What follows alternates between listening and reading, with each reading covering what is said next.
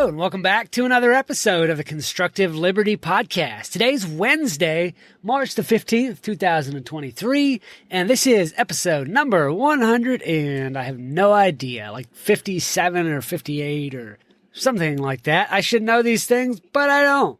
So anyway, it's number 157. I just looked it up.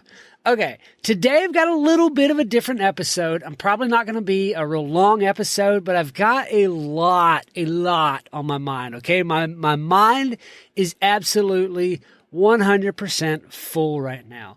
I just came from a weekend of Friday and Saturday, 2 full days being in a conference, EdgeCon 2023, the most transformative small business conference in the USA. Love it. I've been there for the last 4 years, and I will keep going back as long as I can. I've already got my ticket for next year. I may even buy an extra ticket and run a giveaway sometime this summer, but I will have a link where you can go pick up those tickets at the lowest price they'll ever be. They are, I believe, $375 right now, and they go all the way up to like $600 if you're at the late bird type. You know, the late tickets, the last minute ticket is like $600. So right now is the lowest they'll ever be. So along with that, a conference full of amazing speakers, my grandma passed away over the weekend while I was at this conference. And so Monday and Tuesday was spent at the viewing. You know, I was with family, and then at the funeral on Tuesday where we placed my grandmother into the ground. And it was a bittersweet moment because we've known this time is coming, but it still is hard to let go of somebody that you love like that. So I have my mind is really full right now of good things from the conference and of good memories of my grandmother. And I got to spend 2 days with hundreds of people that I love. And I'm not talking about the 2 days of the conference. I'm talking about being with family. I absolutely love being with my cousins. Like, those are my people. They are my favorite people in the world. Sorry if you're not my cousin. I love you too. Okay, I do. But there's something about family. There's something about being with my cousins. It's invigorating. Any chance I get, which it only happens once every couple of years, but I will jump on that opportunity. So just know, if you are family, I love you a lot. And if you're not family, I love you for listening to this. If I don't know you, I'd love to get to know you. But all that aside, today I'm going to share a little bit about what I learned at this conference, but probably next Wednesday, I'm going to just go deep and share a ton of knowledge, of wisdom, of actionable things that I took away from the content. I've got pages of notes. Okay. And I should create a resource that you can download, but I've got pages of notes. So I'm just going to share a little bit of that today and then kind of do a small tribute to my grandmother. It's not going to be a lot. It's not going to be long, but I just want to remember her and what she means to the family and means to me. Okay. I've got a quote that I want to share with you about grandparents. First off, okay, I have a few quotes. Something magical happens when parents turn into grandparents. You know, if you are a parent who's become a grandparent, you know that there's a switch. If you are a parent who has children that made your parents grandparents, you know that they've switched. And if you're a child, you know that there's a difference between parents and grandparents. Parents are strict and they make you do the thing, and grandparents let you have whatever you want. There's a switch that happens when parents turn into grandparents. Also, love is the greatest gift that one generation can give to another, or can leave to another generation. That's Richard Garnett quote. That is so true. There's something about the love of grandparents with their grandchildren that is hard to describe. Like, you can't put a finger on it. You can't quantify it. It's just, there is a bond there. And another one says that grandparents are there to help grandchildren get into mischief they hadn't thought of yet. And I think all of us grandkids would verify that listening to my grandmother's stories from her childhood and my grandfather, but specifically talking about my grandmother right now because she is the one who passed away. Listening to all of her stories gave us ideas of things to do and try that we never would have thought of without her. So grandparents are there to help grandchildren get into mischief they hadn't thought of yet. And the last one says grandparents are very special resources. Just being close to them reassures a child without words about the change and continuity that's to come. It reassures them about what went before and what will come after. And that's a Fred Rogers quote, if you're familiar with him. That quote really quantifies grandparents. I mean, in a nutshell, there's something about being with them, about knowing they're there. It's a reassurance. It's a comfort. And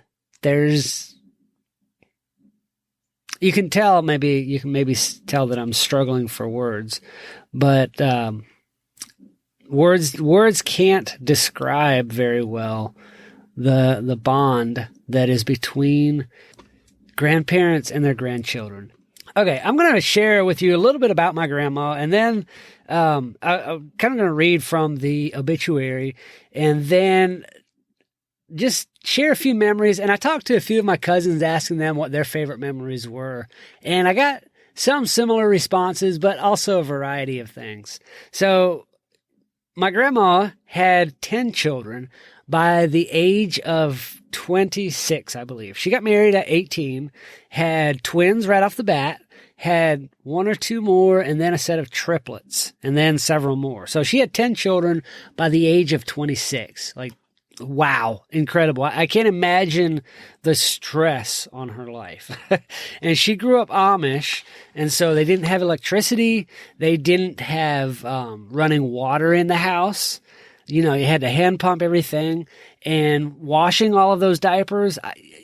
I can't imagine the work that my grandma and grandpa had to go through raising those 10 kids being Amish. But lots of Amish have massive families, and it's awesome. It's amazing. So she still has 9 living children, and one of her daughters passed away 10 years ago, almost to the day, from cancer. So she had 10 children. At this point, 55 grandchildren. I highly doubt she'll have any more grandchildren. The youngest is 16, I believe. And most of her kids are like past the age of rearing any more kids. So her youngest grandchild is about 16. There's 55 of them. And she has 121 great-grandchildren. Okay? Did you get that? 121 great-grandchildren. The oldest of those is around 18, 16 to 18, somewhere in there. And it's incredible. Like, when the family is together, when everybody's together, and nearly everybody was there this weekend. There was a couple that couldn't make it due to illness, but almost everybody was there. And it was a massive gathering. Just the family nearly filled up the sanctuary of the church where the funeral was at. I think when everybody is together, there's around 200, maybe just a little over, maybe including grandchildren, great-grandchildren, and all the kids with their spouses. So that's quite a sizable gathering, for just being 3 generations. That's incredible. Like, what a legacy. My one of the in-laws, a cousin, kind of gave a tribute after the funeral before we gathered for a meal, or maybe it was before the burial. I don't remember. At some point, he gave a tribute, and he really talked about the legacy that she left behind. He really brought out how Grandma really is a legendary figure in our family, just because of all the stories that she would tell, all the the time that she took for each and every grandchild. She always called for birthdays. I don't know, she may have missed a birthday. I think she missed one of my recent birthdays, but that's to be forgiven because she was incredibly sick the last couple of years. But growing up, I would always get a box for my birthday, the first couple of years. And then after there starting to be a lot of grandchildren, we would get a letter with $1. Well, pretty soon that got to be pretty expensive as well because there was grandchildren and also great-grandchildren. And it just dropped to either a card or in later years it was simply a phone call because that is way too many cards and letters to write and send. She would be doing that full time with all of those grandkids and great-grandkids. But it was always special to me to get that phone call. She always asked how we're doing, asked if there's anything new going on in life, wanted to know really... Well, I'm getting more choked up right now than I was at the funeral. But it was always special to know that that phone call was coming. But not anymore. Now we have to go on memories. So in thinking about that, I was asking quite a few of my cousins, what were some of their favorite memories? And the responses I got were interesting, and they brought up new memories for me as well. One of my favorite memories, so my grandparents years ago, like in all my growing up years, they lived in Brookfield, Missouri, and they lived in a 2-story house. And this house, I imagine at one time, did not have central heat and air. And there were registers in the floor, like little vents, that air could pass from downstairs to upstairs to kind of circulate the heat and the cool and all of that when they had the wood stove going. And the bedroom that I always stayed in had a register that was over the kitchen. And I just remember watching the family through that register when I was supposed to be in bed.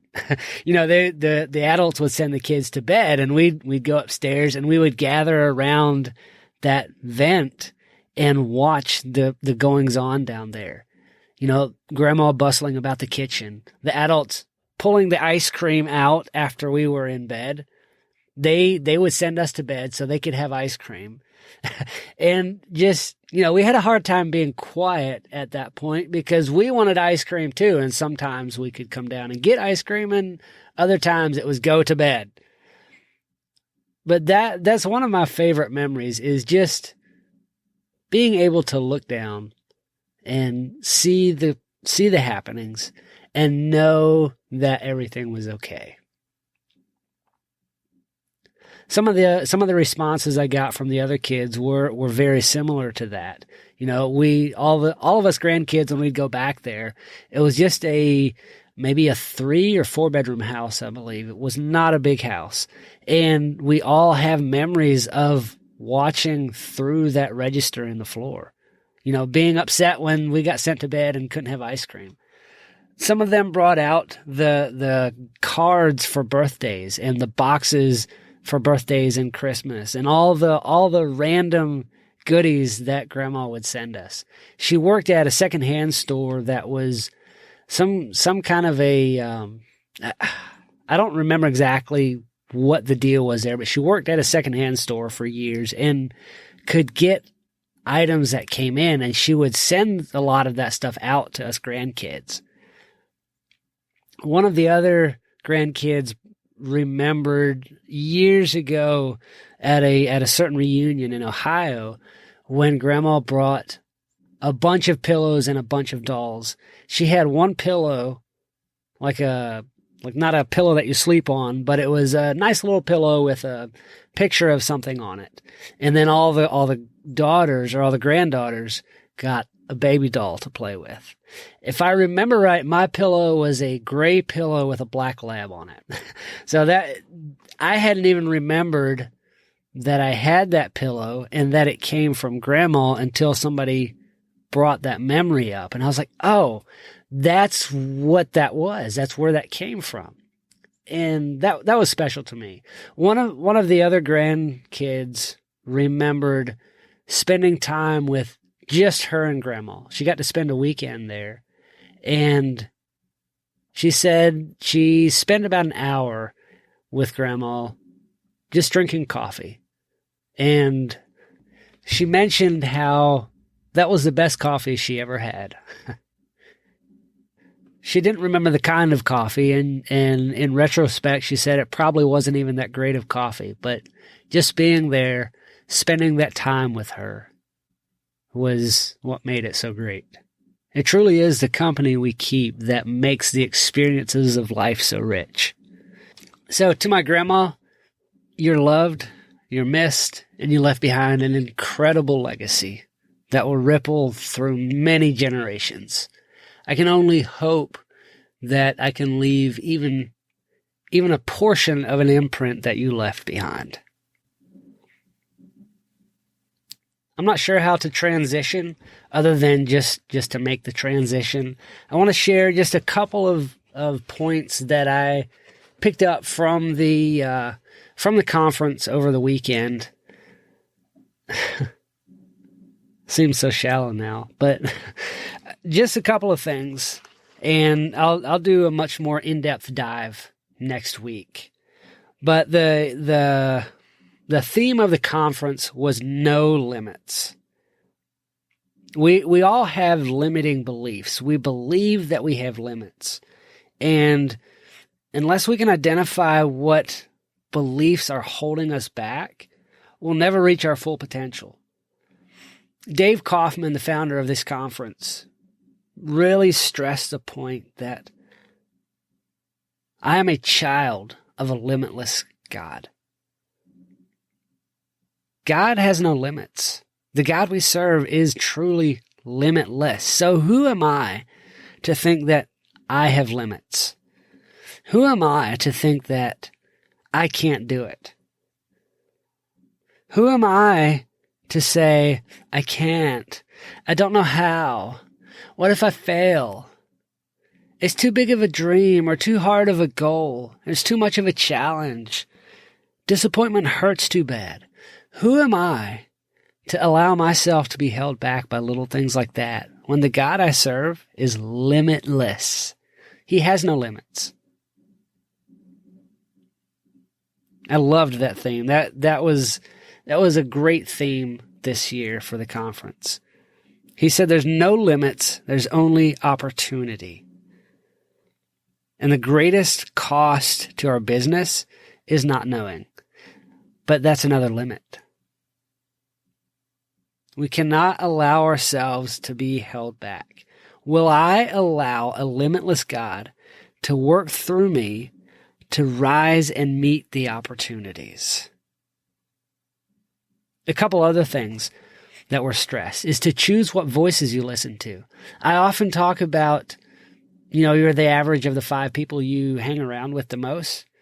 It was really brought out to choose what voices you listen to. Because today we're not necessarily around the 5 people that are the most influential to us, but we have their voices in our head through books and podcasts and audiobooks and YouTube videos and TikTok and all of that. So choose wisely what voices you listen to. Make sure they're voices that push you to achieving your goals. And make those goals worthy goals. Make them worthy ideals. And when you're setting goals, don't just set a limited goal,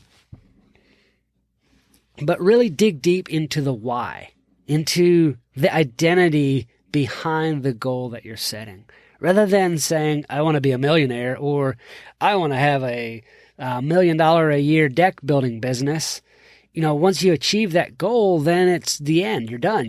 Now what? Set the identity that you want to achieve. I want to be a very generous person, to give abundantly, and I will do that through this deck building business. And that will allow you, the core identity is what you want. You're somebody who serves others in the best capacity that you know how. And right now that might be a deck business. But if your goal is building decks, then you don't know how to pivot when that happens. But if you're only worried about serving people and the deck business starts to fade away, you easily pivot because you're looking for new areas to serve in. And the last thing that I want to talk about, that I want to share from the conference, it was stressed that we are to honor our gifts. He told the parable of the servants with the talents, where their master gave each one of them a certain amount of money to manage while he was gone. And when he came back, the one had doubled the money. It came to the second one. He's like, "What'd you do?" He's like, "I doubled the money." Came to the third one. He's like, "I was afraid and I buried my gift because I didn't know what to do and I was afraid to use it." We so often do that with our gifts. And that being the qualities, the skills, the passions, the personalities that God outfitted us with. If we don't use those to further the kingdom of God, to reach other people with the message of the good news, if we don't use our gift, the qualities, skills, passions, and personality to make a difference in the lives of other people, then we are just like the servant that buried his gift and didn't use it, that didn't go do what he was called to do. We have to use our gift. So I'm going to leave you with that. We're at about 21 minutes right now already.